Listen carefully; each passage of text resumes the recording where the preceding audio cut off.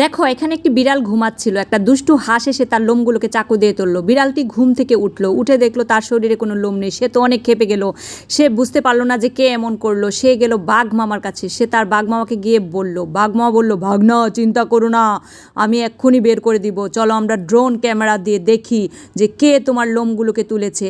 আর ওইদিকে হাঁস লোমগুলোকে নিয়ে সে একটি ম্যাজিক মেশিনের সাহায্যে একটা সোয়েটার বানিয়ে পড়লো এবং সে নাচতে শুরু করলো।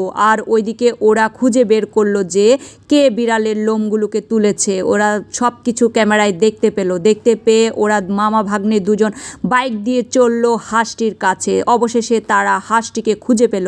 খুঁজে পেয়ে জোরে একটা বাড়ি দিয়ে হাঁসটাকে অজ্ঞান করে ফেললো এবং বিড়াল এসে চাকু দিয়ে তার লোমগুলোকে তুললো, তার প্রতিশোধ নিল এবং সেও ম্যাজিক মেশিনের সাহায্যে একটি সোয়েটার তৈরি করলো এবং সেটি পরে সে নাচতে শুরু করলো। আর ওইদিকে হাঁসের কোনো লোম ছিল না শরীরে, তাই সে কান্না করতে থাকলো। দেখেছ ভুল করলে কি শাস্তি পেতে হয়।